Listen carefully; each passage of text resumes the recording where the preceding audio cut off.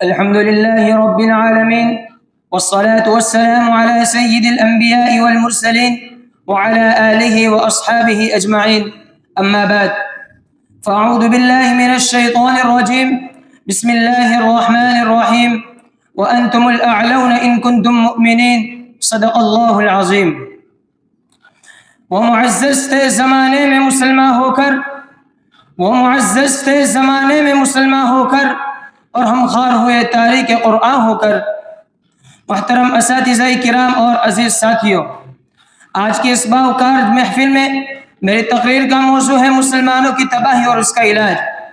آئیے اس موضوع کے تحت ہم اپنے شاندار ماضی پر ایک نظر ڈال کر مستقبل کی تعمیر و ترقی کے سامان تلاش کریں. قرآن کریم میں رب ذوالجلال کا ارشاد ہے وَأَنْتُمُ الْأَعْلَوْنَ إِن كُنتُم مُؤْمِنِينَ کہ تم ہی سربلند رہو گے اگر تم مومن ہو. ارشاد باری ہماری پوری تاریخ کا اختصار ہے اور اسی میں ہماری ترقی کا راز مضمر ہے. تاریخ کے سینکڑوں واقعات یہ بتانے کے لیے کافی ہے کہ جب بھی ہمارا رشتہ اللہ سے اس کے دین سے مضبوط رہا، سربلندی و کامیابی نے ہمارے قدم چومے، اور جب کبھی اس رشتے میں کسی قسم کی کمزوری آئی، ہم عزت و رفعت کے آسمان سے ذلت و پستی کے گھر میں جا گرے. تاریخ ہمارے سامنے جنگ بدر کی مثال پیش کرتی ہے.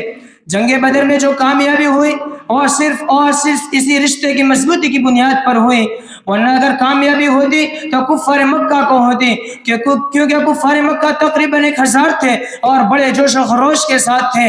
ان کے پاس 700 اونٹ، 200 گھوڑے، سب کے پاس تلواریں اور نیز جنگی ہتھیار موجود تھے. ادھر ابو جہل، عتبہ، شیبہ، ولید جیسے شجاعت کے پیکر اور آزمودہ کار تھے، اور ادھر بیچارے مسلمان بے سر و سامان. کل تعداد 313 ہے. سواری کے لیے کل 2 گھوڑے اور 70 اونٹ ہے. ایک پر 3 4 سوار ہے. بعض پیدل سفر کر رہے ہیں. کسی کے پاس تلوار ہے تو نیزہ اور کمان نہیں، کسی کے پاس نیزہ اور کمان ہے تو تلوار نہیں. الغرض میدان جنگ کے اندر جتنے اسباب اور جتنی چیزوں کی ضرورت پڑتی ہے وہ کفار مکہ کو حاصل تھی، مگر جب جنگ شروع ہوتی ہے کفار مکہ گاجر مولی کی طرح کاٹے جاتے ہیں. کفار مکہ کا سب سے بڑا سردار ابو جہل 2 بچوں معاذ اور معوذ کے ہاتھوں مارا جاتا ہے، اور عبداللہ ابن مسعود اس کے سر کو جسم سے جدا کر دیتے ہیں. امیہ بن خلف ابو جہل کے بعد کفار مکہ کا سب سے بڑا سردار سمجھا جاتا تھا، لیکن اس طرح اپنے ساتھیوں کو تہہ تیغ ہوتے دیکھ کر گھبرایا اور میدان جنگ چھوڑ کر بھاگنے لگا. لیکن بلال حبشی رضی اللہ تعالیٰ عنہ اس کے پیچھے بھاگے، قریب پہنچ گئے. امیہ بن خلف گھبرا کر گھوڑے سے نیچے گر جاتا ہے، شور مچاتا ہے، معافی مانگتا ہے، امن چاہتا ہے، لیکن بلال حبشی رضی اللہ تعالیٰ عنہ اس کے پیٹ پر تلوار چلا کر اس کو جہنم رسید کر دیتے ہیں. اسلام کے نوجوانوں، کیا آپ جانتے ہو یہ بلال حبشی کون ہے؟ اس امیہ بن خلف کے غلام ہے. جب اسلام قبول کیا تو مکہ کے اندر امیہ بن خلف دوپہر کے وقت تپتی ریت پر لیٹا کر پتھر کی بڑی بڑی چٹانیں رکھ دیتا تھا تاکہ حرکت نہ کر سکے. راتوں کو زنجیروں سے باندھ کر اور زیادہ زخمی کیا جاتا تھا تاکہ تکالیف سے بے قابو ہو کر اسلام سے پھر جائے یا یوں ہی تڑپ تڑپ کر مر جائے. اور آج میدان جنگ کے اندر وہی غلام اپنے آقا و مالک یعنی امیہ بن خلف کو قتل کرنے کے لیے دوڑ رہے ہیں، اور آج امیہ بن خلف میدان جنگ چھوڑ کر بھاگ رہا ہے.